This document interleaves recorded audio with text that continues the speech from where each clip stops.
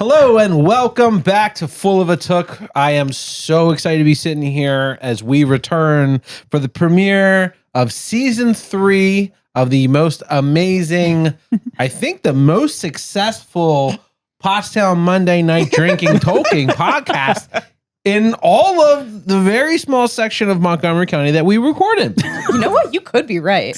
I have not seen any competition on our 3 blocks that we record this on. In all 3 of the polls I conducted, we won. Yeah, we did. And also, Of our friends. Yes. Of the people in this room.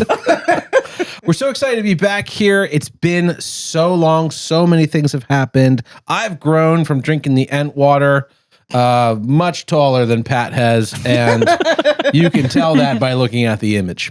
The second thing I want to say is if you haven't seen it yet, we released the Two Towers movie review episode as a special bonus episode that came out during our break just to kind of, wet the tip. Nope. Nope. No. Just to fill the gap, fill the hole.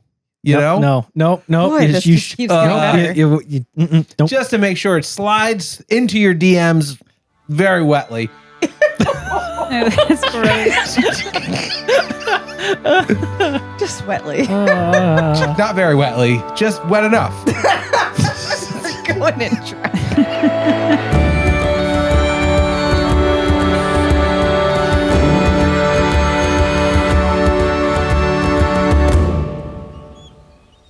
If you guys remember, we actually did this in season 2 premiere where we ran through the Fellowship of the Ring. Each person kind of ran through 12-word sentences describing each chapter. We're going to do this elementary school style where we're going to be passing along our work and swapping the pages so that everybody's going to be reading each other's and it's going to change every single time. Just a reminder, we have 12 words to get across a chapter.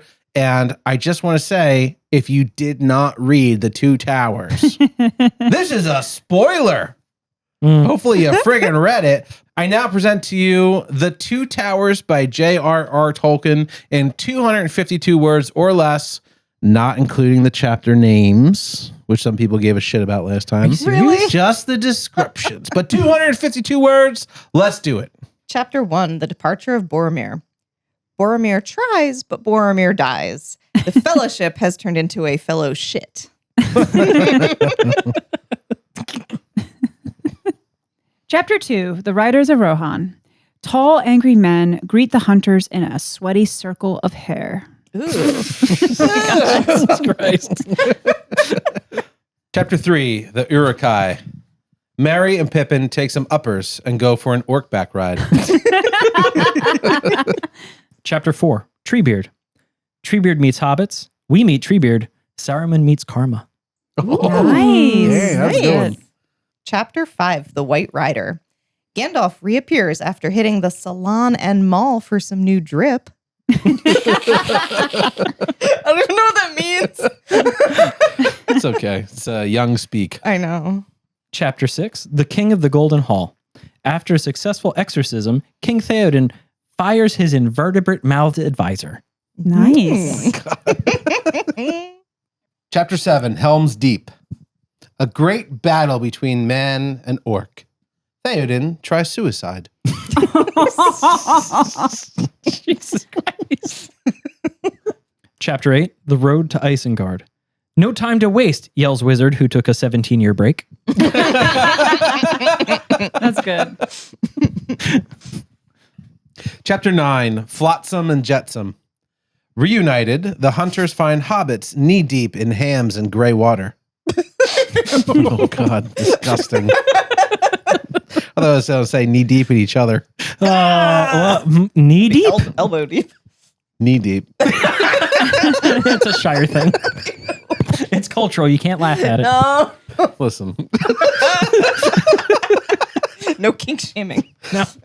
In the words of my friend Pat, honestly...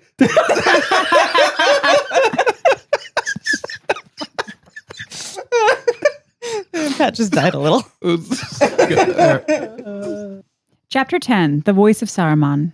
Saruman refuses to surrender, which forces Gandalf to make Saruman's shaft explode. Jesus Christ. Factually accurate. if Oh, Jesus Christ. Chapter 11, The Palantir. Pippin accidentally FaceTimes Sauron, doesn't divulge anything, and flees to Minas Tirith. That's so funny. Book 4, Chapter 1. The Taming of Smeagol. Frodo tricks Smeagol into slavery as Sam struggles between loyalty or murder. Mine is so similar to that. So funny. Chapter 2, The Passage of the Marshes. Frodo is nearly defeated by some sleeping underwater boys. Oh, God. Oh, God. That's my kind of bog. Chapter 3. The Black Gate is closed. Gollum takes Frodo where he has to go. Somehow Gollum is in trouble. Chapter 4 of Herbs and Stewed Rabbit. New characters murder newer characters and take old characters prisoner. Nice. Chapter 5. The Window on the West. Sam gets drunk and blabs the secret plan. Things go well? Chapter 6, The Forbidden Pool. Didn't you read the sign? Oh, wait, we forgot to make one. Chapter Sunny. Nope. Chapter what? Sunny. This is the opposite of that. Chapter 7, Journey to the Crossroads. Frodo's depression is becoming a real bummer. Wait, is that a volcano? Chapter 8. The Stairs of Cirith Ungol. Mr. Frodo, I'm tired of these stairs. Mush, Master Samwise, mush onward. That's too damn bad. That's perfect. Chapter 9, Shelob's Lair. A big spider wants to eat Frodo, and Sam finally suplexes Gollum. Chapter 10. The Choices of Master Samwise. Sam thinks Frodo's dead, takes the ring, but Frodo's alive. Fuck!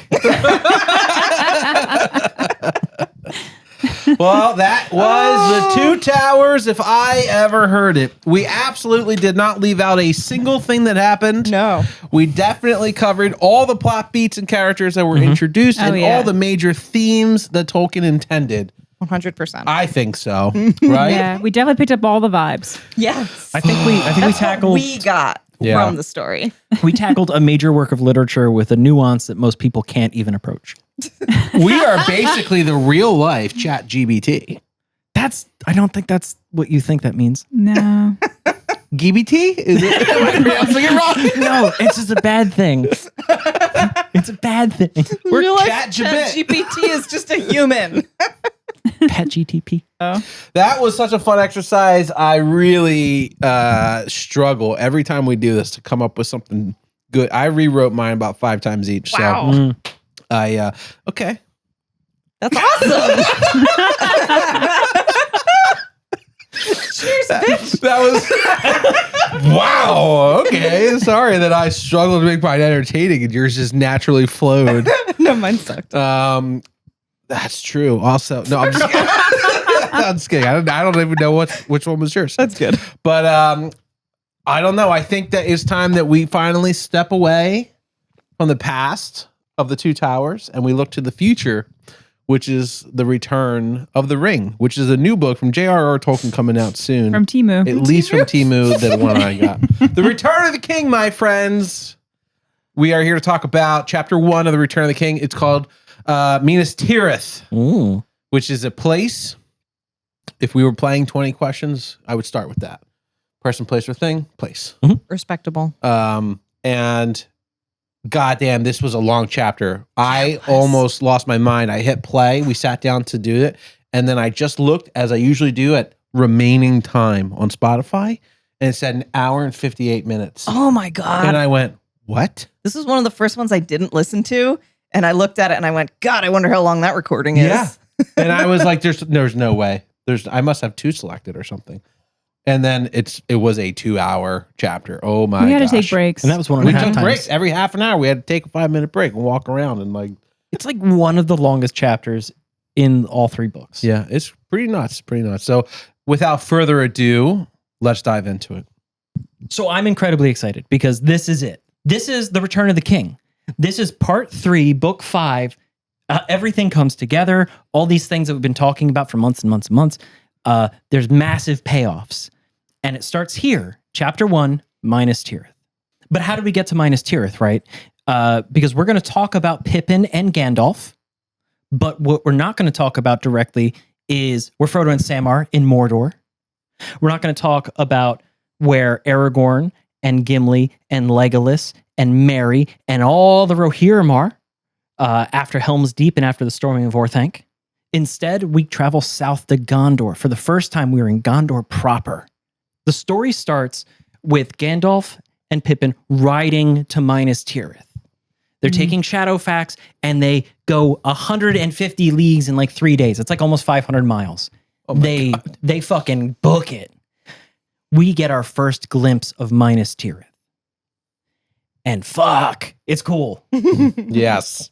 It's the White City. It is the Tower of Guard. It is a fortress. It is the final fortress of Gondor. It's a city built into the side of a mountain with 7 walls. Just ring after ring of terraced walls climbing up this mountain, basically. This reminds me of like an onion. Yes. But if like every layer you peel back is just more death. Yeah, it was more death, but also it was just another wall. Yes. Because it felt like it extended outward. Like you had to go through the first level of the section gate, and then you were in that roundy courtyard thing, but there was another gate. You know? Yeah, the city's laid out like concentric rings. Yeah. So like crescent rings built like backed by a mountain. So when you're you pass through the first gate on the east side, and then you have to travel all the way west. Like you have to travel around the ring. You go through the second gate, and now you're in the second level of the city. Everything goes up. And then you travel a little further, and then you go through the gate to the third level, and then you're up higher again. And it just goes back and forth and back and forth. So all the gates are staggered. Right. Not like As in a right on defensive top measure. of each other. Yeah. You Because- can't like smart. blow all of them down in one shot. You gotta like Bingo. walk to the other side. Uh-huh. And, oh my and God. say you're some dumbass orc that makes it through the first gate. Now you've got people on the wall behind you throwing shit at you and the wall in front of you throwing shit at you. And you have to do that 6 more times. Guess what? If you're the first one in, you are not coming out. And they also, whoever's guarding the next gate, there's only one way up. Yeah. Everybody So knows. everybody knows where you're coming from. No, the way it was described reminded me when you go to an amusement park, you have to go into the line and you go all the way to the right. And you go all the way to the left. And it zigzags forever. But with this, you can't cheat and go underneath the thing. Right. And people are shooting at you. Right. Yeah. Okay. Because again, guys, this is not a city. This is a fortress. The old capital of Gondor was Osgiliath on the River Anduin. Further east, Sauron destroyed it. Yeah. That was a city. That was the city. This is just a fortress. This is just the last fortress. Would you say this is bigger than Helm's Deep? I'm trying to put the scale of like this thing together. Helm's Deep is a child's sandcastle next to Minas Tirith. Whoa. Whoa, really? Yes. It's a city with thousands and thousands of people living in it, and it's only half full. Not only that, before you can even get to the city proper, you have to break into like the suburbs, the Pelennor Field, this like rich farmland that surrounds Minas Tirith, where basically all the food comes from. They built a wall around that too. And that wall is 30 miles long. Oh my It God. starts at the mountains in the north and the east, goes all the way down to the river in the south, and curls all the way back up again near Rohan. But what is Minas Tirith? Minas Tirith is the capital of Gondor. It is the seat of, if anything is old Númenor, this is it. It is beautiful, and it is old, and it is decaying. It's falling apart in places because Gondor is falling apart because they've been fighting a war for 2,500 years against Sauron. And this is it. The final battles are here. That's what this is. The people of Minas Tirith are preparing for this. And this is what Gandalf and Pippin walk into. Because again, Gandalf only shows up when he's needed. And if he's needed anywhere, it's Minas Tirith. They go into the city and they go directly to Denethor. This is Boromir and Faramir's father. This is the steward of Gondor. This is not the king of Gondor, but this is the man who runs the country until the kings come back, I guess. And as they're going up, Gandalf says to Pippin, he's going to want to talk to you because he's too smart to want to talk to me, but he's going to try to he's going to scramble your little egg and see what's inside. I have 2 rules. We don't talk about Aragorn and we don't talk about Frodo and the Bruno. Ring. Sorry. 3 rules. We don't talk about Bruno. And why is that? Well, Frodo and the Ring is easy. It's meant to be a fucking secret. Yeah, that's important. Unless you're Sam. And then you get drunk and tell everybody. It's fine. Oh, Frodo Baggins. Pippin. Yeah. Pippin and what was that, Prancing Pony, right? Baggins. I know a I Baggins. know, my mother's side. And the reason we don't talk about Aragorn is because he is the heir of Elendil. He is the heir to the throne of Gondor. And Gandalf says, like, this is not for you to share with Denethor. You really shouldn't tell him whose replacement's going to be. That's not what we're here to do. Just mum's the word. And Pippin's like, sure, I don't think I can do this. But it's too late because they're in the room with him now. Oh, God. And they make it all the way up to the throne room at the 7th level of the city. They climb all the way up. It's 700 feet of walls and towers and rising city up the side of this mountain. From the front door to where Denethor's ass is 700 feet. Wow. Good thing they're in such great shape from all their journeys. Right. And then on top of that, at some point, the Gondorians built a 300-foot tall tower for the fuck of it. Just to get why that not? to round 1,000 feet. They want to be 1,000 feet tall, and by God, they're 1,000 feet tall. Yep. But it's too late because now they're in the throne room with Denethor.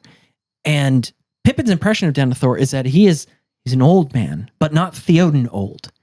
He's almost wizardly. He appears like a powerful and wise and statuesque person. But final word of advice from Gandalf to Pippin is Theoden was a kindly old man. Denethor is fucking different. Don't lie to him. But again, don't tell him about Frodo and the Ring. Don't tell him about Aragorn. He's going to ask a lot of questions about Boromir. That's kind of why you're here. So good luck, kid. And they walk up to Denethor's chair, which is not the throne. The throne is at the top of a dais. It's the top of a flight of stairs in the throne room. Denethor sits at the bottom of that flight of stairs in a stone chair, almost on the floor level with everybody else. The steward of Gondor, the servant, the protector. Is he like an advisor to the king? He is the man. He's a steward. He's an advisor. He's a protector. We just told you. Steward man. The steward of Gondor was the man left in charge when Elendil left to go fight the wars and then never came home. So the vice president. Basically, yeah, he's the vice president. He's Got a it. steward little. Stuart Little. Stuart Little. Yeah. So they meet Denethor. Pippin meets Denethor. We meet Denethor. And he is an old man, but he's not bent and broken. He's a man of power. He's a man of stature. He's old Gondor. He's Númenorian almost. That means he's tall, he's powerful. He is prideful, a man with fearsome eyes, someone who commands the most powerful nation of men, who commands the remnants of Númenor and knows it. This is a man fully in control of himself, fully in control of his realm, but clearly in a bad way. Because what he's got in his lap is the split horn of Boromir. Remember Boromir's horn that he blew and no one came to help him? And, well, hence Boromir died. Yep. Those pieces of the horn have made their way back to Denethor. And he's contemplating this horn as Gandalf brings to him one of the 2 people that watched his son die. So naturally, Denethor is very interested in that. And he grills Pippin. Fucking grills him about who was Boromir to him. How did Boromir die? Why did my son, my favorite son, fuck Faramir, why did my favorite son die defending whatever you are? You're the halfling out of the dream and the riddle that Boromir went off to solve and never came home for. Why are you here? Interesting. I didn't really think about that. In the moment, Denethor is basically saying, like, why is your life worth more than my son's life? Exactly. As decided by my son. That you know, that you were worth dying for. I never thought about that when I was reading it. Right. He wasn't even the right hobbit. Wasn't even the right hobbit. And that's kind of funny. But Pippin picks up on that and he realizes that, he owes Boromir a debt. He owes Denethor a debt. Part of this conversation is Pippin swearing to be a soldier of Gondor. Oh, Pippin. He just kind of like, my lord, I would pay this debt. And so he offers Denethor the hilt of his sword, the sword he pulled out of the barrows on the borders of Arnor, on the old kingdom of Gondor in the north. Denethor recognizes the blade as being Gondorian, as being Númenorian in nature, northern Gondor. And he's like, oh, there's fucking stories here. But okay, you want to be my guy? All right, we'll shake on it. Pippin swears an oath to serve the steward of Gondor until one of their deaths, basically. Oh man, I did not like this part. And Gandalf doesn't stop him. He lets this happen. Like, you go right ahead. Well, because the Gandalf's whole like, keep thank digging. God. You keep digging. he's your problem now. He comes with feeding instructions. But part of that, what's crazy about that whole interaction is Gandalf does nothing because Gandalf's done nothing the whole time. Because Denethor, Useless fuck. kind of, because Denethor is making a point of snubbing Gandalf. If I wanted to learn something about what Gandalf was up to, I wouldn't ask Gandalf because Gandalf's smart. I would ask the weird 10-year-old he brought. But Denethor is only allowed 1 hour out of his day for this conversation with the person who watched his son die. Because Denethor is busy. He's preparing for a war. The whole city is preparing for war. Like imminently. This is like Helm's Deep imminently. This isn't like war is coming. The winter is coming. This is like, they're going to be here in like 10 hours. We gotta roll this along. And Denethor tells Gandalf, if there's time, I'll talk to you later. But right now, Pippin. Shitbag. Dude, even Pippin, as oblivious as he is to most things, including the fact that Aragorn might be the heir of Elendil, the heir to the throne of Gondor, which was apparently news to him. Guys, we're 3 books in. This was news to Pippin. Pippin's We been knew here Pippin from the wasn't the sharpest tool in the shed. He literally says to fucking Pippin when Pippin makes that realization, you've walked all these days with closed ears and mind asleep. Wake up now. And I was like, damn, he's pissed. Yeah. And also, it's funny because this is a direct reflection of earlier when he's lying about Pippin and how good of a person and a man he is, right? And now he's like, you fucking idiot. Yeah, right? There's a Gandalf. I love you, dick. Yep. So like I said, Pippin comes with feeding instructions. So they give him a little wine, they give him some cakes, and the audience ends. And there's this real weird standoff between Denethor and Gandalf. Because Denethor is very clearly wary of a power play by Gandalf. Gandalf shows up in the moment and is going to give me orders in my own kingdom. Fuck that. My one duty is to Gondor. Nothing is more important than the preservation of this kingdom.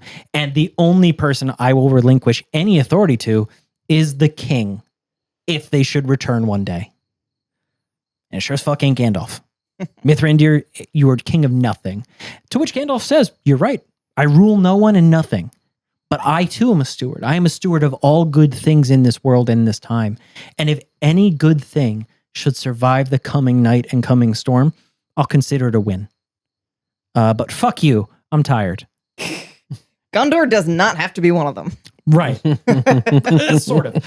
But that's how that conversation ends. Gandalf storms out and Pippin has to run to catch up. And where do they go? They go to some nice rooms in the city that have been prepared for them because Denethor is a lot of things, but he's not a total asshole. And he doesn't have, he's not a bad host.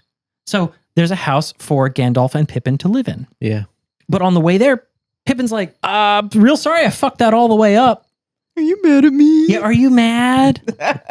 Sorry. I did my best. When Pippin probably thinks his best was not very good at all. And Gandalf laughs at him basically. And he says, no, you did great. Very few people could have done as well as you did. Stuck between 2 angry old men. You couldn't hide the fact that there's somebody else with us, meaning Aragorn. But you didn't say who. You kept mum on Frodo in the ring, which is great. And then you swore your life as a soldier of Gondor, but that was very sweet of you. You did a nice thing for that old man whose son you watched die. It was really funny. But yeah, I don't know. Maybe that'll work out for you. But hey, keep your sword sharp, bud. It's going to get real hairy out there. And you're a soldier now. Yeah, you're a pawn in this fight. You're a pawn in this war. Whoa. You signed up for this shit, kid. Gandalf would not make a good babysitter. No, not one bit. Or guidance counselor. Right. So, long story short, Gandalf is not mad at Pippin. He thinks Pippin did a great job, but also Gandalf has to go do grown-up business. And Pippin should do his best to, do whatever he can do to help, like maybe check on Shadowfax. The more important of the two. Right. Oh. Right. I was thinking about that. Gandalf is repeatedly like, Pippin, go check on the horse. Pippin, go check on Shadowfax. Yeah. Is Shadowfax okay? If he gets mad, he might not carry me 500 miles in 3 days again. Dude, he's doing his best to humor like this little turd of a human. He's got to help her. Or whatever he is. I don't know if a hobbit's a human, but he's a helper. A homo sapien. Homo hobbiton? A hobo sapien? Hobbit No. sapien? Hobo sapien? Habocito. Esposito. Hola, Gorgo bitch. Hola, Denethor. Me llamo Hobbit. So Pippin, he fucks off to go find the stables that they've put Shadowfax in, and it's a lovely set of accommodations. And on the way, he meets a soldier of Gondor named Baragond, who's been sent to go find the newest recruit and basically show him around.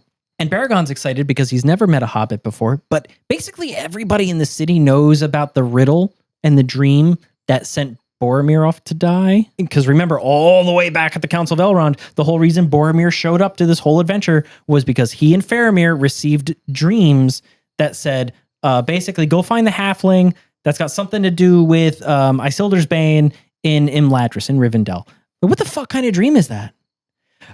So anyway, long story short, Pippin starts getting called Prince of the Halflings. Adorable. Not in a mocking way, in like a real cool way, because like, it's bad. It's a bad time to be in Minas Tirith, and any symbol of hope or even weirdness can be fun and good. And also riding up with it as like the partner of a wizard. Yeah. Yeah. It's impressive. Baragond is like, what do you need, Pippin? What are we going to do with this? And Pippin's like, I would like to know what the menu is and what the meal schedule is like. Yeah.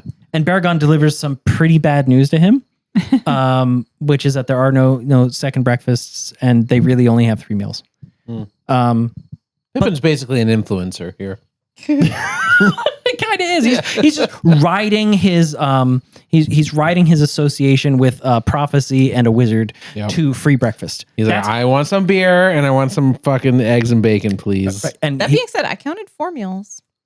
If you include brunch.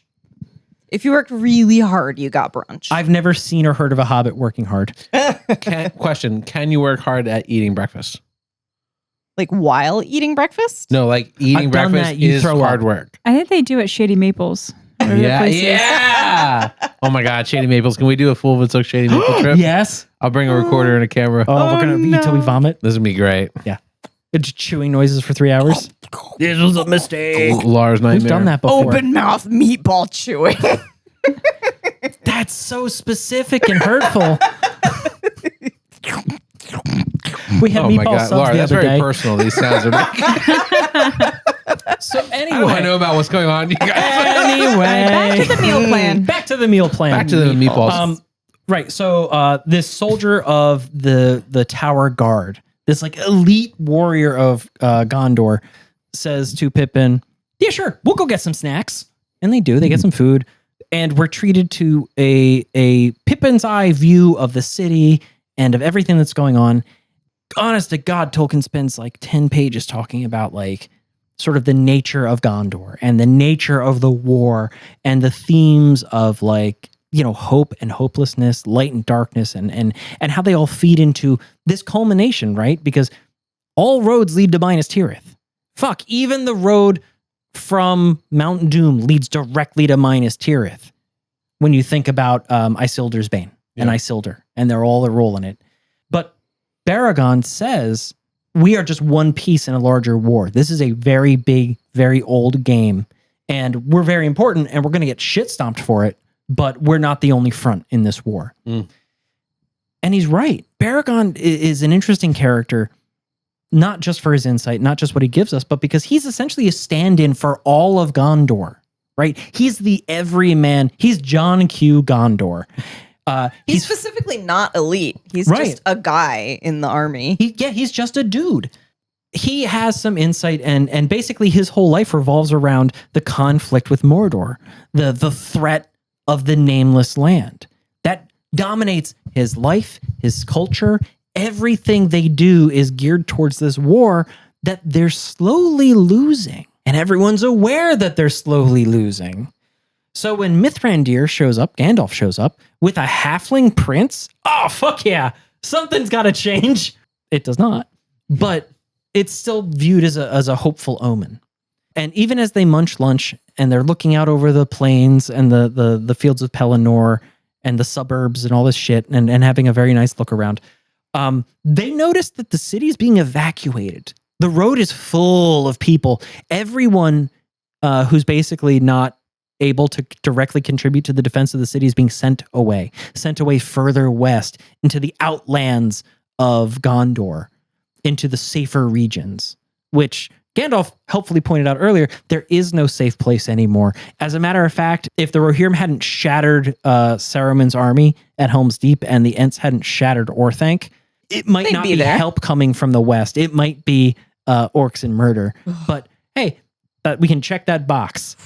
We're sort of okay on one front, maybe. But also, sharpen your weapons and nobody go to sleep. And Gandalf took personal responsibility for that. Yeah. Gandalf he was like, thanks to me. Which, to be fair, thanks to Gandalf. I mean, he wasn't wrong, but also like a lot of men died in that war that weren't Gandalf.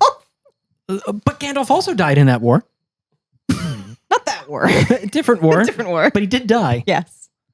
Point is, the no direction is truly safe. It was very is harrowing a word? Yeah. Yeah, it is harrowing. Harrowing. Well, because Gandalf loves the Shire and he loves hobbits, and that comes through a lot. But this is the first time he's told any of the hobbits, gotten in their face and been like, everything you know and love will burn. So part of this cultural exchange and part of Baragond's babysitting duty is to also take Pippin to go meet all his buddies in his company, in the third company of the Tower Guard, which is cool. And Baragond gets a ton of, you said Pippin was an influencer. Bergil gets a ton of kudos for oh fuck, you brought the halfling, and everybody's super excited. And Pippin makes a very concerted effort, a very conscious effort to not get drunk and talk about Aragorn, except he almost does. Mm-hmm. Yeah. He does say it. Hey, my buddy Aragorn. Who's Aragorn? He's just a guy who's in Rohan. Oh, Rohan? Tell me more about that. Bullet dodged. Everything is fine. Pippin nearly fucks it all up for the third time in a day. He successfully evades that by bringing up Rohan, right? Yes. I read that correctly? Yes, 100%. 100%. Shuts down the line of questioning and says, I've been to some crazy places. And this guy, this elite soldier in Gondor is tell me about this foreign land of Rohan. I've never been. Have they heard of it? Is Rohan talking? Yeah. But it's far away. These are not well-traveled people. Because some of them said they never left. Right, because it's fucking dangerous. Yeah. Which makes sense because they built a wall around the suburbs. So why would you? Pippin did not leave until he was forced to either. Right. Pippin didn't realize he was leaving until he was out. Yeah. But after this exchange with the third Tower Guard and everything, and Pippin basically does Green Dragon 2.0. Bergond is hey, everyone who has a job has to go do it right now, Pippin, so that leaves you here alone again. But if you would like to entertain a child, my son is still in the city, and you can go find him down by the gate in the first level. Pippin's I got nothing better to do and no friends. I'll do that. And I am lonely as shit. Yeah. Baragond represents kind of this John Q. Gondor, everyman thing. And his son is still in this city that's going to be under siege, right? They sent everyone away who's not going to be a part of the defense. So Baragond let his son stay. Fuck. That means Bergil's going to be part of the defense. Yeah. Yeah. Remember all those I did not put two and two together till right now. Remember all those children they armed at Helm's Deep? Yeah. Baragond just signed Bergil up for that. Because all the kids are gone. Almost. Oh, except for a couple I didn't pick up on that. Except for a couple of the exceptionally tall boys. Shit. Okay. This changes everything in this conversation. So yeah. Bergil is Baragond's son, and Pippin goes to find him, and they have a very funny exchange where Pippin lies to a child, and they have a lot of fun together. And Pippin honestly shows his playful side a little bit. We learn that Tolkien can adequately write what a 10-year-old boy is like, which is to say kind of crappy, but also fun. It's nice because Pippin's kind of a adolescent. Yeah, he's he's a young man by Hobbit standards. Yeah. All the soldiers make a point of saying is oh my fucking God, Pippin, you look like a child, but you've done things that no one else has done. You can boast of battles that no one else can boast of. Although, to be fair, remember, Pippin missed Helm's Deep. He wasn't there. He watched Gandalf die, and that's about as close as it got.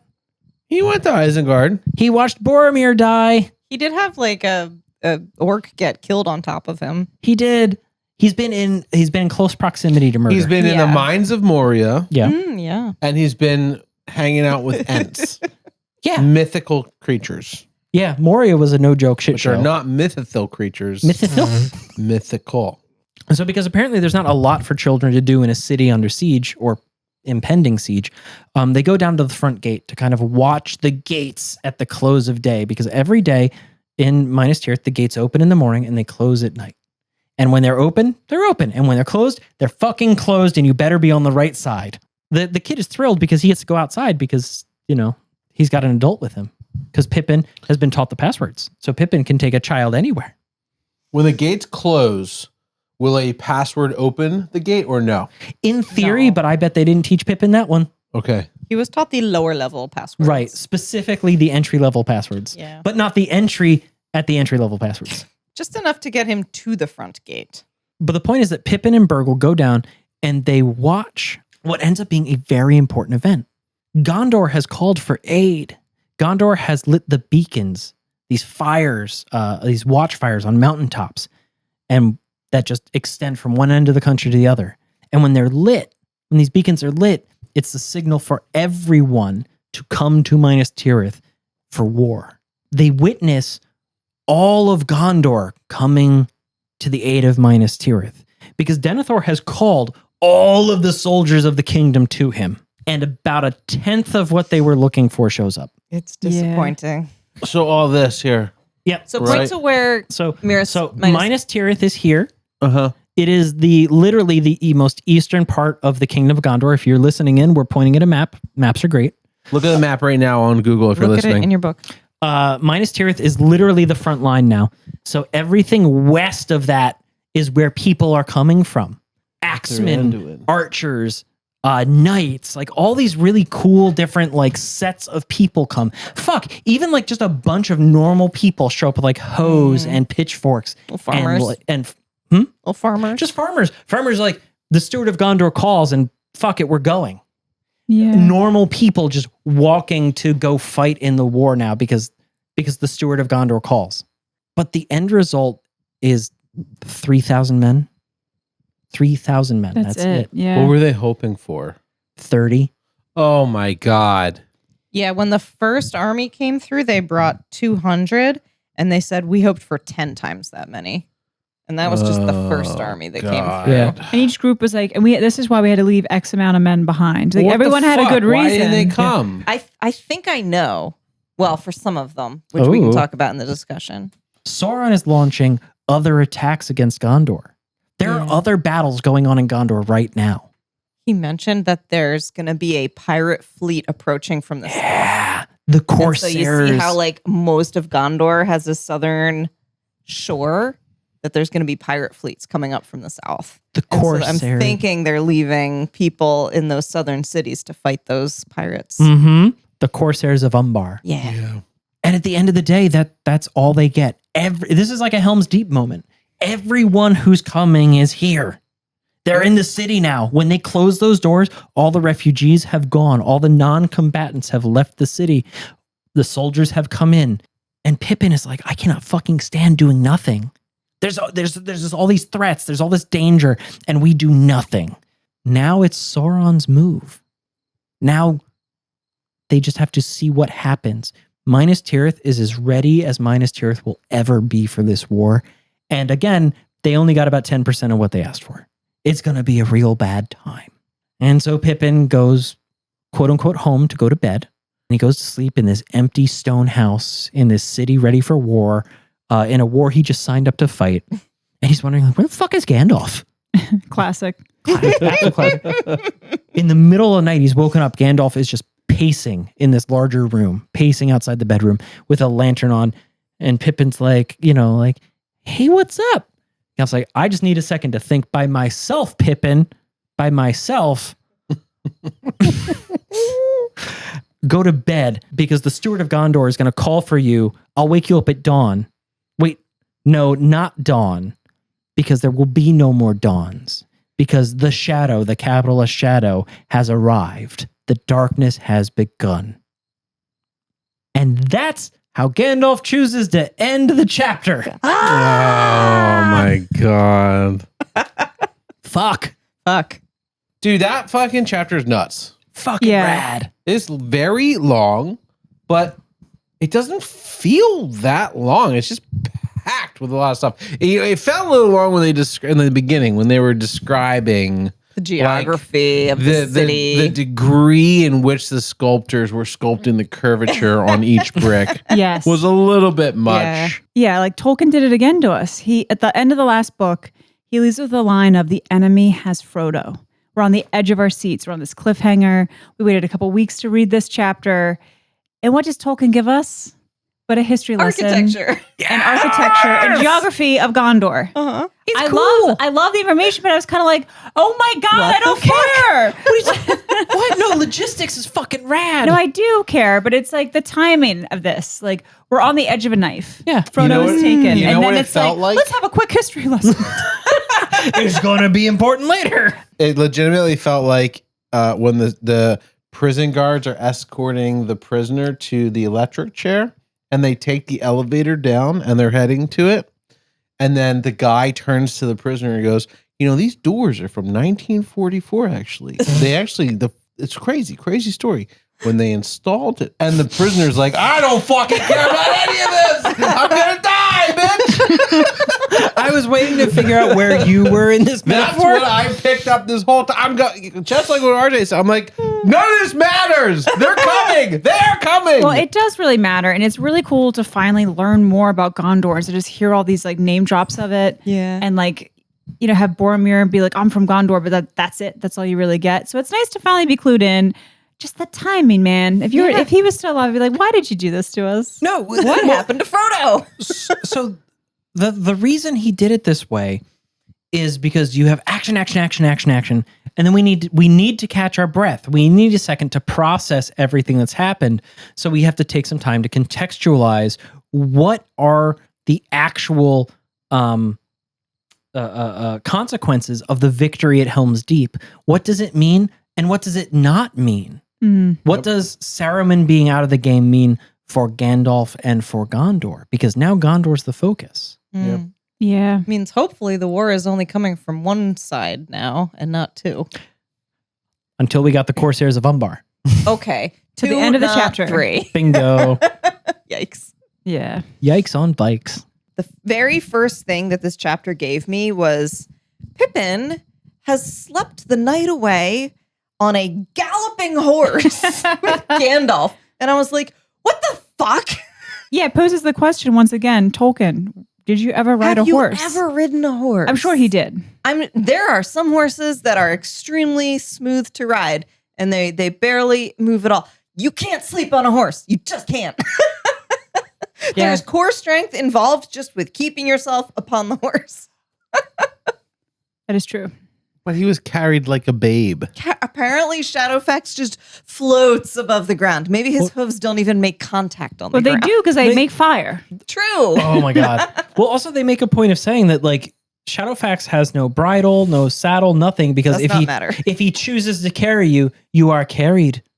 But yeah, Laura, I thought the same thing. It's so funny. I'm like, yeah, I'll believe Nazgûl and orcs and all this stuff. I'm like, the horse bits though, I'm like, not believable. Sleeping on a galloping horse? No fucking way. Especially the conversation, like the in-depth, very serious conversation. Quiet, whispered conversation. Yeah. Galloping as fast as you can. Like, no. Yeah. Not surprised that didn't make the movie. Yeah, because, shocker, nobody could whisper to another person on a galloping horse. Really? I'm just assuming. Huh. You can barely hear yourself think, let alone another person. Yeah. I think the last time there is video footage of me on a horse, although it could be a pony. It's likely a pony. When I was like 2, Oh, yeah. it's a pony. It's a pony. but then we found out that I'm allergic to horses, so I never did it again. We'll put you on my horse, Frankie. Oh no, See what happens. I'm not interested. There's a lot of movement. I'm not interested at all. Not in the slightest bit. It's like if He's I was like, scared why of don't you them. guys like sit on the raccoon? And you're like, no, I don't want to do that. That sounds dangerous. That's how I feel. Okay, fair enough. There's a moment where they're talking about like the actual the tree in Gondor. Oh. When they walk past the tree, and by they I mean Pippin and Gandalf. And they're walking to Denethor and they see the tree, the white tree of Gondor, which is this decrepit, Dead. slanting over, fucking, it's dead. It's mournful. It's awful. And like I said, we read this in the morning, and I read that, and I looked up past my wife's head and into our backyard because There we was have a a big horse. bay window. And in the backyard is a little Japanese maple That died. that is dying. No. And it's this little decrepit, leaning over, white, frail tree that when we moved in its former glory was this big, beautiful, luscious, purple Japanese maple tree. And now it's dead. And I just resonated with that line. So I was like, yeah. Because Pippin's like, that's so funny. They would leave that up. Why wouldn't they just cut that shitty tree down? And every day I walk past that tree in my backyard and I go, I should cut that shitty tree down. And then I go, not today. Maybe it'll come back. Maybe, you know what I mean? It's like, I'm not even a magical kingdom here. And I'm in my backyard going, maybe he'll come back. Maybe I and just had a bad year. it'll just, it'll be okay. Everything's going to be okay. Well, I mean, that is the hope, right? Yeah. Because what's the follow-up on that with Pippin is he has like, what the fuck is this dead tree doing in this otherwise beautiful courtyard? And then he remembers Gandalf told him 7 stars, 7 stones, and 1 white tree. Yeah. The white tree and the 7 stars are the symbols of Gondor. Yeah. The white tree, it should be alive, That was it. but Gondor should also have a king. That symbol is kind of faded. Yeah. Oh, And is the Gondor's white kinda tree for faded. the king? It's a symbol. Of It's a the king? metaphor of the health of the kingdom, and the kingdom ain't doing so good. It's a meta 3 I like plus that. 1. I Yeah. like that. The other Yeah. thing that's really interesting is when we're talking about when they're walking in, we come across these guards that are the only ones that have something on their helmet. It's they're the only ones that show the white tree or something. The right? heraldry. Yeah. Heraldry? Yeah, the symbols. The is that what they're called? When the symbols are called heraldry. I think it's on their black like cloaks. Yep. On their But they're like the only ones that show like the symbols of old Gondor on them. Yeah. Which is really interesting. And it talks about their helmets being having this whole engraved, shining silver like decoration on it. And it says that it's mithril. Yeah. Yeah. And then that got me thinking, how much are these people making per year to be a guard at a gate if their helmet has like a $500,000? More. More. Maybe I don't know how much the conversion is, but like we talked about this in Fellowship Mhm. that like the mithril is like this, like Rare. the simple coat of arm. Not what's it called? Coat of mail. The simple coat of mail that Frodo had was worth more than everything in the Shire combined. Yeah. So it's like, well, how does these guards with this helmet with this shit on it? Like, I don't know. If I was them and I had a helmet that was made out of $1 million bills. Who would they Right. sell it to? Well, you don't sell it to anybody. It's an artifact of the old times. And that's sort of the point is that Gondor had majesty. Gondor had strength. And now they're kind of reduced to symbols. Yeah. Yeah. Because, yeah, less than a year ago, the Black Riders, the minions of Sauron, took the crossings at Osgiliath. Like, and according to Baragond, it killed the best of their men. Yeah. Ooh. Like, they've lost several armies in Ithilien already. The war is coming closer and closer to the gates of Minas Tirith. And the Nazgûl separated Osgiliath, right? Yes. Yeah, they split it in two. At the crossing of Yeah. the Anduin. Mm-hmm. The east side and the west side. Yeah. And they have the connector and they took over the The east side. east side. Right. Yeah, they took over the east side, so the west side is still there. So is it fair to assume that in the Two Towers film, because we don't really go there in the book, in the film, Frodo and Sam accompany Faramir to Osgiliath, Which is a sin, but yes. that is the fallen side, Yeah. right? Yeah. Since there's Nazgûl there, Mm. right? Or so that yeah, changes I some of think that, so. I right? think so. Mhm. That wouldn't make sense unless you saw that scene and then also read this chapter right afterwards. Because if you space it out, you might skip that. And to talk about Nazgûl, like they're abroad. They're on their fell beasts. They are flying and they are horrible. And Pippin and Baragond bond over this in a moment when a Nazgûl passes before the sun and dims all the light in the world. Ugh. And all the hope leaves them. And Pippin cowers and hides against the wall. And even Baragond, whose son is in the city that they're about to defend, is like, there's no hope. This is a mistake. All is lost. And then they just kind of sit there for a minute and it passes. Yeah. And Pippin's like, not fucking today it ain't, because the sun is out. The banners are still flying. The walls are still strong. And Baragond's like, yeah, I got a kid in this city. We're going to fight. This is good. Yeah. Your kid's going to die, dude. Well, everyone dies, but like more or less immediately. Well, I just love that it's a nice recall for the reader that the power of the Nazgûl and the dark side. Yes. You know, like when you're just in their presence, it makes you feel depression. It makes you feel, you know, a loss of hope. yeah, it takes away your hope and your drive and your happiness, and that gives them more power. And then as soon as they leave, though, it floods back. Yeah. I just love that quick moment to remind the readers where we are with that. Yeah. Because the darkness is a metaphor in a lot of things within the story. It's a convenient storytelling device. Like the shadow is bad, the light is good. It's a real fucking thing for these people in this world. Yeah. And the Nazgûl bring that with them wherever they go. And there are 9 of them. Yeah. And they fly and they go where the fuck they want. Yeah. Every time they describe the city and the people in it, there's this pervasive sense of dread. Yes. Everybody that's left there, they just know that war is coming and they might not see tomorrow. Yeah. And like, it's just so pervasive in this chapter. When Pippin is telling Denethor about when Boromir died, it only happened 13 days ago. Ooh, Yeah. That's crazy to think the Two Towers was 13 The days. entire book God. was Yeah. a 13-day span. So the whole thing was less than 2 weeks. yes. Yeah. God damn. I have so many little one-liners here. I'm just going to run through them real fast. These are not really things I want to discuss, but just things I love / am curious about. Thumbs up, thumbs down. First, yeah, thumbs up, thumbs down. First and foremost, unlike Boromir and Denethor are unlike. Yes. Not unalike, they're just unlike, which Yeah. is a weird word, first and foremost. But what it means is also something I'm very curious to dive into. Hopefully it gets explored more in the coming chapters.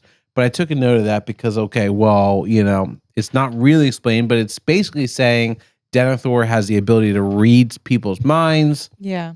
Well, I believe that he has Westernness or something in him.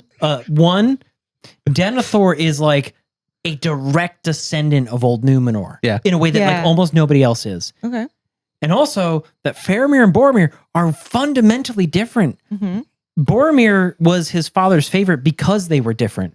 Boromir was bold and courageous and kind of like thoughtless almost in his Does that mean drive. that Denethor is not bold, that he is not courageous? He'd be more thoughtful. He's thoughtful. He's calculating. He's strong. And Faramir takes after him in this regard. Even Bergil says, like, it's wild. I know Faramir. Captain Faramir is awesome. But most people don't think that you can be a man of letters and learnedness, a nerd, an educated person, but also be a name taker and a motherfucker in battle. And Faramir is both of those things. Yeah. Faramir is the real son of, like, he is the real person who should be taking over after Denethor. Unfortunately, now Boromir is dead, and Faramir's next in line. Right. Why was Boromir so different? Because Boromir was just more of like a go get 'em, boldness is the key. So it wasn't like a genealogical thing? Because that was kind of what I got, because they were talking about the Yeah, I purity got of the the same blood. thing. Yeah. Right? Yes and no, because remember, in Tolkien's world, being Númenorian brings almost magical powers. Yeah. And whatever that Númenorian-ness is, missed Boromir. Yeah. Oh. Interesting. But he was the oldest, and he was his father's favorite. But we're sure they had the same mother. Yes. Okay. Speaking of fathers, we hear of Pippin's father, Paladin of the Shire of the Halflings. Which is fucking cool. Paladin, which means, obviously, as you guys know.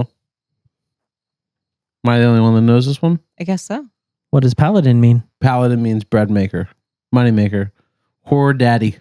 What? No, I don't know what it means. All of those things mean something different. Mr. Pimp. Paladin's a huge thing in D&D. So, Yeah, it is. So paladin's a huge thing in But D&D. chested, In apparently. common like nerd parlance, a paladin is like a holy knight, a warrior of Yeah. righteousness. Yeah. But where that word comes from is like the companions of Charlemagne, which is like an old, like almost like an old historical thing that Tolkien would have been writing as like an inside thing. Arthur's knights are based on the paladins of Charlemagne. So who is Paladin took to the Shire? Probably the man to whom everyone complains about Pippin. Okay. We don't know anything else Okay. Oh, for the story. We don't. Got He it. does not come up. Got it. Let's talk about real fast. Gandalf and Denethor. They go at it. they've got something going on. Yeah. There's some fucking There shit is a between them. strain between them. I felt like I was watching Mean Girls. Yeah. I've never seen Mean Girls, but I felt like I was watching it. Gandalf tells Theoden everything about the ring, everything about Frodo, and says to Pippin, say fucking nothing to Denethor. He also said a weird comment to Denethor where Denethor says basically, I will do whatever I have to do to protect his people until the king arrives, and then I'll give like my power up to him. Yeah. To the rightful heir. And then Gandalf repeats this back to him. It's like, oh, will ya? Yeah. And I'm like, shut up, dude. Fucking, you're calling attention to that. Well, he's mad. Don't call attention to that. Yeah. You know, in your back pocket, Aragorn's on his way. I You know? really liked the tension of not mentioning that the rightful king is coming. He's coming. Yeah. You're gonna have to step aside like real soon. And it's funny because Gandalf's like, he almost says it in like, oh, you're going to step away when he gets here, huh? He's like, "Are you sure? Almost like You a promise?" premonition of like, remember, like I'm gonna make you repeat this, so then I can say you said this. yeah. Like Yeah. he specifically calls it out to like be like, draw it, which one, I was frustrated because in my head, I was like, shut the F up. But also, he needed to get him to say it. He did. Yeah. Mm-hmm. Which was so interesting. I loved that part. But also the second part of that is, my dude, Gandalf the fucking dick. Yes, dude. He was salty in this chapter. This was the payoff for the last 43 chapters of dealing with his sassy ass. And he finally is sassy to the correct person. Yeah. To the fucking steward of Gondor, who's got an attitude because he thinks he knows everything. And it's so great because they have this whole conversation about folly, right? And Denethor is like, thank you for basically entertaining an old man when it's folly. And Gandalf is like, go fuck yourself. You just made me. I told you this was an important visit. Yeah. And you made me sit here and watch you have a conversation with somebody, knowing what I am bringing to the table is a conversation about the end of the world. And you gave me the finger. Not the middle finger, the worst finger, the first finger, which is, wait, I would much rather somebody say, fuck you to me than go, psh. That's way worse. Right. But why does Denethor say that? I don't know. Denethor says, I already know what I need to know about what you got, Gandalf. Well, he's an arrogant prick. He thinks he knows everything. No, people He does, in his though. kingdom know that Denethor can see things that other men Yeah, can't. it's long sight. Maybe he can see the future. Baragond thinks that like the common folk think that Denethor goes to war with his mind with Sauron. Does Like- Denethor have a palantir? He doesn't need one though. He doesn't need a stone though. There's a sentence that says that even without the stones, Really? he knows things. Like don't lie to How? him because he has long sight. Yeah, again, it's this magical Númenorian blood shit. And And it's dangerous to lie to him. yes. I mean, yeah. Well, it's dangerous because he's got guys who will kill you afterwards. But Yeah. I know we already kind of touched on Faramir, and I'm not trying to go backwards, but I really loved how this just like kind of hit home with the last book when it's like Faramir just knew about Gollum, and we're just as readers like I guess we just yes and this, and this is like just explaining like why he read Gollum like a book and looked at Frodo and immediately trusted Frodo and was like okay, like this is what's going on. Yeah. Interesting. And now we're learning like why he was like that, why Runs he in the trusted family. them, and it's coming from his dad. Love it. Yeah. all of which explains why Denethor knows some of what Gandalf has come to tell him in such a hurry, but does not explain why Denethor is such a piece of shit to Gandalf. Yeah. Yeah, I was gonna ask, like, why is there seems like a history between the two of them. To be fair, there's tension everywhere Gandalf goes. Right, because he is the harbinger of doom. Yep. Everywhere he goes, it's just to announce something bad is coming. Because he only shows up to help you when shit gets bad. Yeah. Speaking of which, there's one thing with Denethor and Pippin, actually. Pippin has a line that like I like swelled with pride when he said. I legitimately, and I don't really like Pippin personally, but I was like, you go, dude. And it's when Denethor is comparing like the might of his son Boromir. And Pippin says to him, the mightiest man may be slain by one arrow, and Boromir was pierced by many. I love that line. So good. And I was like, holy shit, where did you get wise, dude? He knows what to say. Like, that's like something Mary would or Sam would say. Like, introspective, reflective people. Pippin's kind of a fucking talking pumpkin. You know what I mean? In general, they say hobbits are fair spoken. Yeah. And all of them know like just how to say something to kind of like turn things their way. Yeah. It was so cool. But like, yeah, Pippin pulls out like a degree of people reading and communicativeness that you would not expect out of, well, Pippin that we know. But I think it's cool that he got his mind read by both Sauron and now Denethor, and he comes out on the other side. Like, Turns he won. out, still no information to give. It's like Still a blank fucking slate. he's just a little smooth Like, how's brain. it going, sir? Are you reading his mind? And he's like, I'm trying. It's nothing in here. His brain has 3 wrinkles and 2 of them are at the Green Dragon. Aw. There are bells Yes. in Minas Tirith. There are bells that ring, much like a clock, for the entire town Yes. to understand. Yes. We are made aware that the bells ring 3 times, which Yes. indicates 3 hours past the rise of the sun, Yes. which is roughly 6 or 7 a.m., I'm assuming. 9. 9 a.m. Not the sun rises at Yeah, 9. No. Sun rises at 6. So 3 hours past. Pippin would that's be what says 9. it's That's what I'm approximately saying. 9 Yes. a.m. Yes. Yes. It's 9 a.m. It's been about 3 hours since about 6 a.m. sunrise, Mhm. right? Mhm. So at 9 a.m., dong, dong, dong, 3. Yeah. Which obviously, if we heard that, would be 3 a.m.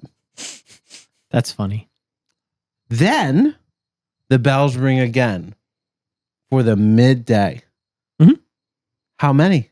I would say 6. 6? 6? Yeah. So that's noon, right? Yeah. Because noon is when the So sun is at its 6 highest. p.m., when the sun's going down, are Yeah. they ringing the bells 12 times? Yes. Probably, yeah. That's the worst clock No. I've ever heard Do you of. know why it's great? Why? Because there's no fucking noise at night. Nobody gets woken up by church bells in the middle of the night to be like, hey, it's midnight. Ding, Dang, dang, dang, dang, dang, dang, dang, No, I dang. like this system. Bong, bong. My parents had a fucking big clock in the corner, and every goddamn hour it went off. Well, We speaking have of it, but it's bells, quiet. when they said the 3 times, all I heard was like Catholic mass, like the little yeah, the altar servers. Yeah, yeah. But it just made me think, like, what an interesting thing that, like, the bells are only relevant from 6 a.m. to 6 p.m. I love that. Kind of, yeah. I think it's great. And then once the night comes and the final bell, and, you know, the gates shut, Mhm. 12 hours of, what time is it? I have no It's time to idea. go to sleep, bitch. Well, just with who's their neighbor, I mean, of course they can't make any noise. They must have been very rested for 12 hours Unless a you have the night. night shift. I think it's curfew. I think it's more just like the Nazgûl are flying around, no sounds, no lights. Oh, yeah. Because Oh, they're not no supposed to light lights. any They lights. did Can we specify. talk about Yeah. no lights, please? Yeah. Because that was wild. Because the at steward the of the end. city says everyone, like, there's no lights in the city at night, right? Yeah. What a wild thing. So you didn't really talk about that, but that is something that comes up, which is that there's a mandate across the city that there is to be no light. So that if you were outside in like the land outside of Minas Tirith and you looked at it, you wouldn't know it's there. It would Yeah. be dark. It would be Yeah. no light coming Which in. makes You were, sense. I don't know, It's a so the Germans Nazgûl on a can't bomb you at Felbeast. night. Yeah. Which this is just maybe my mind, but it really struck me as shocking that they have a shortage of children and they can't use any electricity from like 6 p.m. just to when the sun goes up. What the fuck are they doing? They should be having sex. Apparently.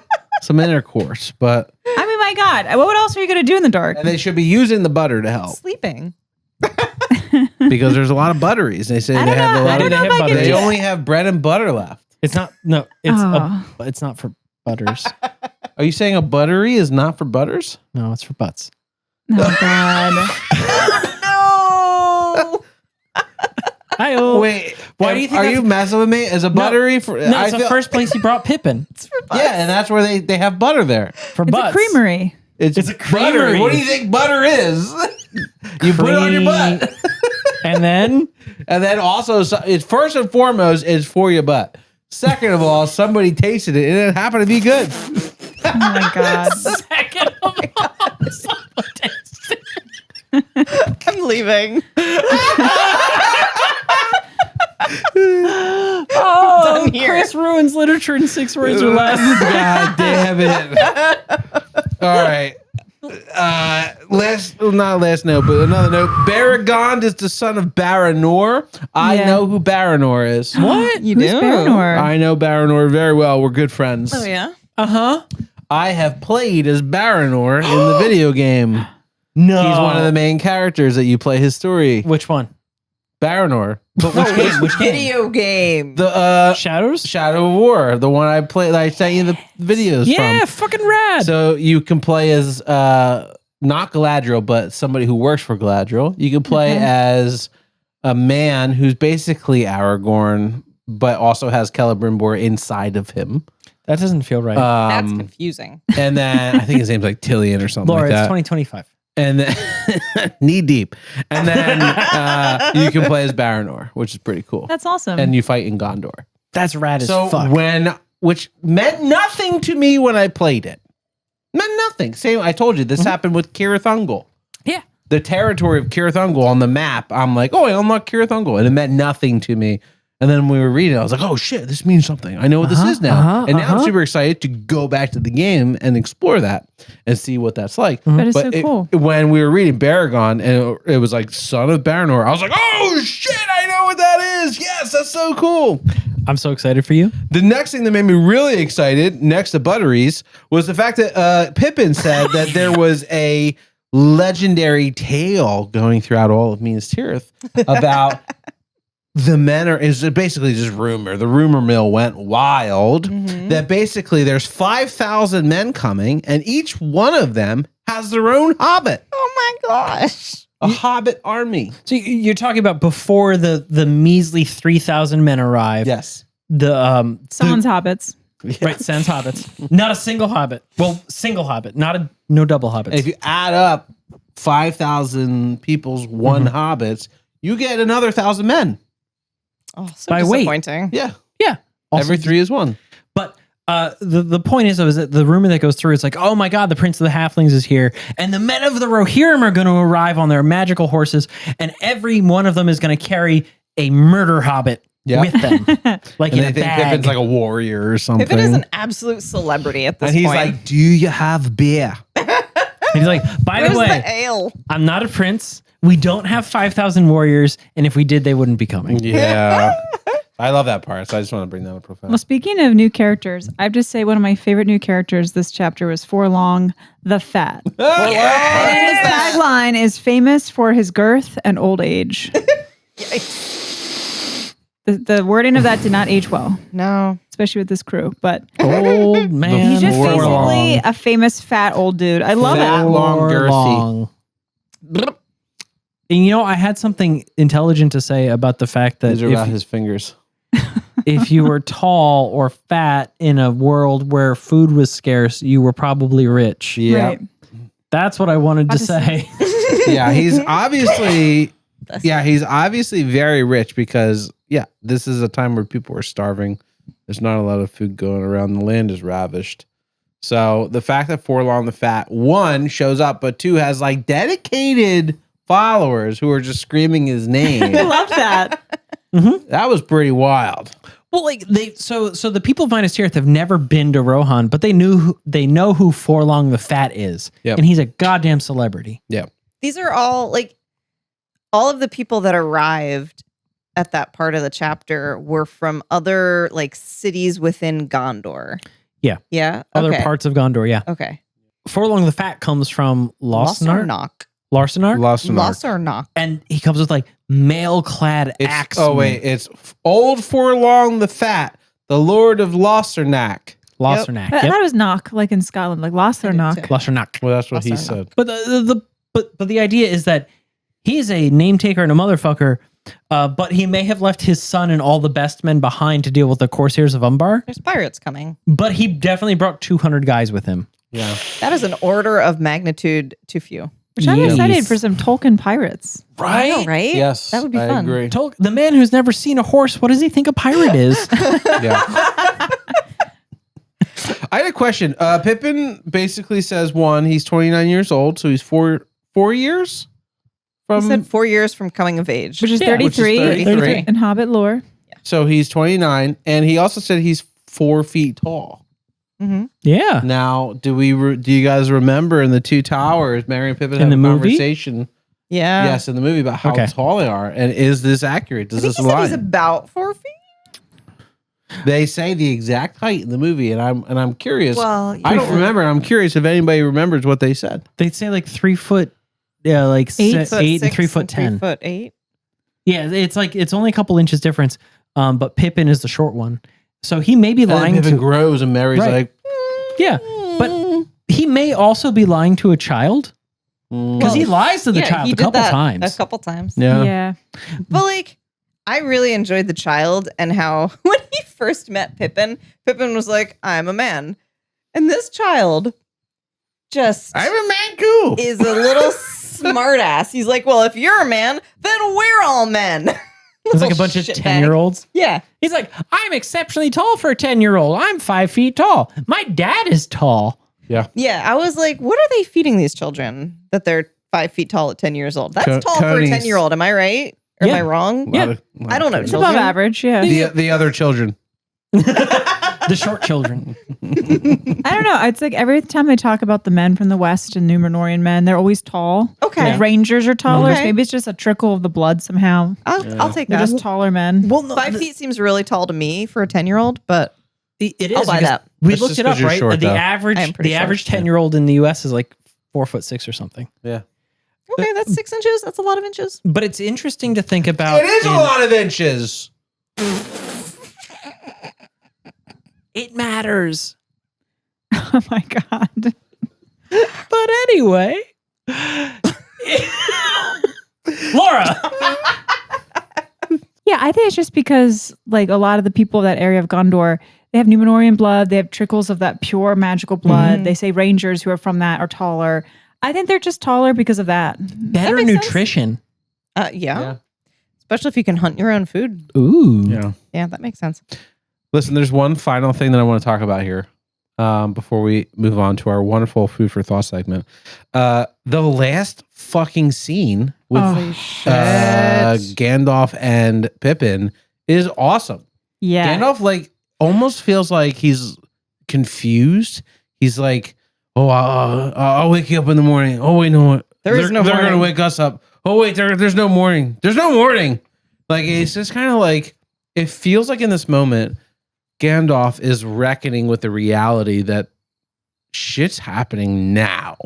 Yeah. It is happening now. I think that's what he found out during his talks during the day Yeah. is that there will not be a morning. There'll be a battle. The Yeah. darkness has begun.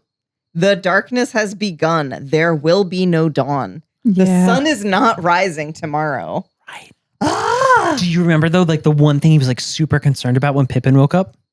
When will Faramir return? Ooh. Yeah. Yeah. This is such an interesting scene, man. It really made me think back to book 1 of the Fellowship of the Ring when Gandalf is smoking his pipe and pacing around the fire, not knowing if he found the One Ring or not, Mhm. and just how he reacted to that. And it's very similar, but this is now he now has no questions. All his questions have been answered and he knows the darkness is upon them.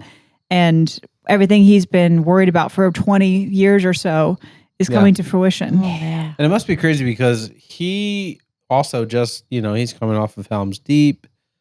17-year break. In his, I'm assuming in his wizard knowledge, he genuinely has either found out or knew what was going to happen at the Helm's Deep battle. Not that his coming would happen, but that like they were going to need it. Right. And he says like, look to me at this moment. Like this is the beginning. And also knowing you're going to need it. Yeah. And they did. Mm-hmm. They almost failed. So, he was not really like upset sounding during that, but he sounds upset now. He sounds like despondent. Which is The very end of worrisome. humanity might be upon them. Yeah. So, Yeah. This is some dark shit. and it's only going to get answered in chapter 2 of The Return of the King. Gandalf's very bad day. Yeah. Very bad, no good day. Yeah. But listen, that's pretty much everything we got to say about this chapter. We got to move on. We got a food for thought this week. Yeah, we do. God damn, let's go. So Pat briefly mentioned that when Pippin had to give his hour-long talk to Denethor, he was served white cakes. And he ate Oh two of my them. God. So I have prepared you some white cakes of Gondor. Nice. They are- Racist. Oh, shush. Oh, shush. They're a white cake recipe, and the filling is an almond filling. Nice. This looks Covered fantastic. in- What's the leaf on top? Yeah, what's the symbolism for the leaf? Well, I thought Gondor was all about trees. So I asked you to go out into our garden and find a leaf. Uh-huh. I was thinking something more edible, but this isn't. So I would recommend removing it from your cake. Sounds great. We do have mint out there, but he grabbed something that Do we isn't even know mint. what this is? It's not poison ivy, right? It's not No, poison it's- ivy, I'm no. just teasing. I know it's not. Poison oak, I think, is more edible. Oh my gosh. For audio only, I just ate a leaf I shouldn't have. Why? Did you eat the leaf? He ate the leaf. Pat, that wasn't edible. It's only inedible if you don't eat it. Well, tomorrow will be day 2 of you in the toilet at work. So We're very close friends. for our, We tell each other everything. we're married, Laura. We're not friends. We're married. You was just explaining talk- why you were I talking know. to RJ. Oh yeah, absolutely. We're friends. We're not married. Just cuts to all of us in Ireland in that back house. Oh my god. Just Pat yelling, I'm blasted. Oh my god. All right, so for our audio only listeners, Laura has made these like amazing little like circular 2-layer round cakes with honestly a layer of like custard or whipped cream or something in the middle with powdered sugar on top. It's amazing. Mary Berry would be very impressed. Yeah. And they're nice and small. They're like 2.5 inches, 3 inches across. I was just 6, going to 8, say 10 these would be inches. perfect for high tea. Yeah. I was thinking of making cupcakes, but then In this instance, 3 inches is realized- perfect. this would be adorable. They're just made in little like ramekins.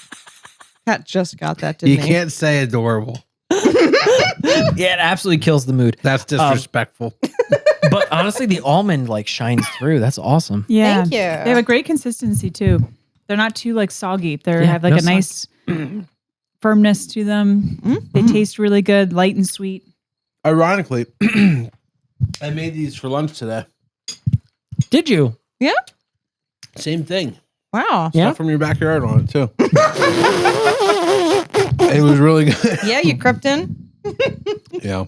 This was delicious. I plan on eating all of it. Thank you for making this. It really is. You're so It's welcome. legitimately delicious. It's a very welcome treat. Yeah. This chapter was a slog. It was long. It was 2 hours. It was interesting, but oh my God, it was a lot to bear. And by the time we reached the end, I was tired. And like Pippin, I was hungry and I wanted something to drink. And it was 10 a.m. and it wasn't fair. This chapter was a gift and you're a monster. It was long, but not a ton happened. You know, it was almost as bad as the last time this long of a chapter happened where nothing happened was the Council of Elrond. That was an amazing chapter. A lot I think a lot happened. happened in that chapter. The last time this many pages had no importance to a story was the Council of Elrond. I know you want to see the face It's that either, you are. it's either that or the have to Bridge of look at Pat. Khazad-dûm. where I'm just like, bore. Been there, done that. Pat has actual smoke coming out of his ears. Come here, I'm gonna gouge your eyes out.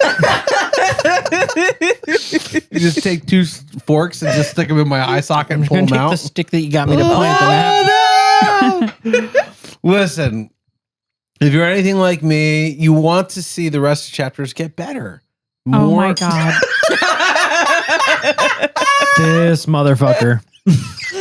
Pat might actually murder Chris tonight. It was so good. It was very good. It was a good chapter. He did a good job. Good job. Good job. I'm just doing whatever I can to piss off Pat right now, but legitimately is a great chapter. I am legitimately so excited to see what's going on. My biggest complaint with the Two Towers is it felt like there was a lot of start and stop. Yes. Mhm. And that we have now kicked off the Return of the King with just starting. It's a green light. Yep. Yeah. We were sitting at the red light, revving the engines. It said, boom, green, go. And I'm so pumped for the next chapter. So what is chapter 2 of the Return of the King? Chapter 2 is The Passing of the Grey Company. Ooh. The Passing of the Grey Company? Yes. Really? Yeah. This was called? The Passing? In Like Seuss. the dying? I can't say. Passing has a Oh. few definitions. Yeah. Girl. This is interesting. I mean, I never look at what the next chapter is called. I always find out here. So this is fun. The Passing. Okay. All right. I'm here for it. I'm interested. That's it. That's the end of our season 3 premiere, chapter 1 of The Return of the King. My God, I'm ready for this story to be over. No, I'm just kidding. Chris. What I meant to say is, my God, I'm ready for the next chapter. I'm pumped. Thank you guys so much for listening to us. Once again, give us a follow online if you are not following us, or subscribe if you're listening to audio. Find our show on YouTube. We have tons of clips, tons of stuff posted on our YouTube channel. And give us a follow. Also, I think we deserve 5.5 stars. Only 5 stars ratings are allowed, but if you got the extra half a star in you, I think we deserve it. Dig deep and find 6 stars. Yeah, 6 stars would be even better. Speaking of 6 stars, it's one less than 7 stars, which is, as we all know, a great restaurant in Phoenixville. Moving on. Pat is crying. He's openly weeping in the corner. That's the only thing that has 7. That's the only time I've ever heard 7 stars mentioned. Yeah, it's the Plowing Stars. Yeah. Yeah. That's a great restaurant. Thank you guys so much for tuning in. We are Full of Its Hook. I am Christopher. I'm Laura. I'm Robbie Jean. I'm still Pat. And I'm still here. Why?